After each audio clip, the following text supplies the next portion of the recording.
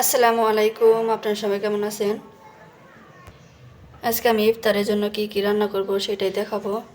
রাত্রে আমি ছোলাগুলো ভিজিয়ে রাখছিলাম, এখন এটা সিদ্ধ করে নিব। সাথে আলু দিয়েছি, এখন দিয়ে দিব লবণটা সিদ্ধ করে নিব। ছোলাগুলো কিন্তু আমার সিদ্ধ হয়ে গেছে, এই দেখেন। এখন নামিয়ে নিব।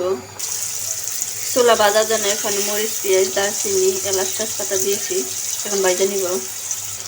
দিয়ে দিয়েছি আদা রসুন, পানি দিয়ে এখানে কিন্তু সব ধরনের গুঁড়া মশলা দিয়েছি একটু একটু করে। এখন মশলাটা কষাইয়ে নিব। মশলাটা কিন্তু কষানো হয়ে গেছে, এখন সিদ্ধ করা আলু আর ছোলাটা দিয়ে দিব। মশলার সাথে ভালো করে মিশিয়ে দিই।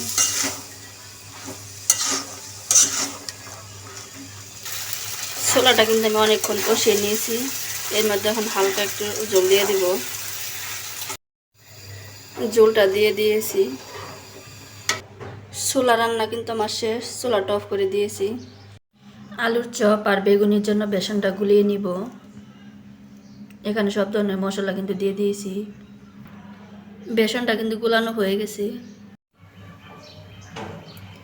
আলুর চপ আর বেগুনি ভাজার জন্য সব কিছু রেডি করে নিয়েছি। প্রথমে বেগুনিটা ভাজা নিব।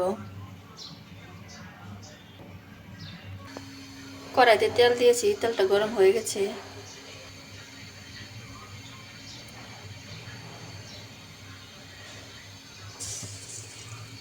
এভাবে সবগুলো দিয়ে নিব। আমার ছোট কড়াই, তার জন্য 4টা আগে দিয়েছি। প্রথমগুলো কিন্তু হয়ে গেছে, এখন উঠাই নিব। প্রথমগুলো উঠাই নিয়েছি, একইভাবে আবারও দিয়ে দিয়েছি।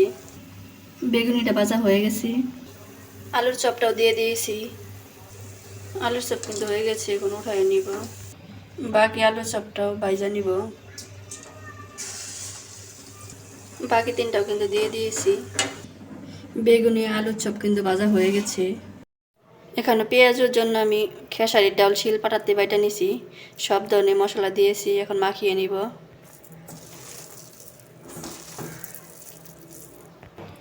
ডালটা কিন্তু মাখানো হয়ে গেছে, এখন পেঁয়াজটা ভাজা নিব। এভাবে সবগুলো দিয়ে দিব। দিয়ে দিয়েছি, লাল লাল করে পেঁয়াজ ভাজা নিব।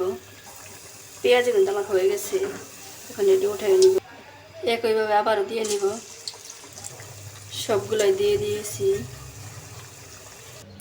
সবগুলো পেঁয়াজ ভাজা হয়ে গেছে। যেহেতু পড়া ইফতারের টাইম হয়ে আসছে, এখানে আমি সবগুলো ইফতার রেডি করে নিছি। এখানে আছে আলুর চপ, বেগুনি, পেঁয়াজু, ছোলা, খেজুর, আপেল, কলা, আঙ্গুর ফল।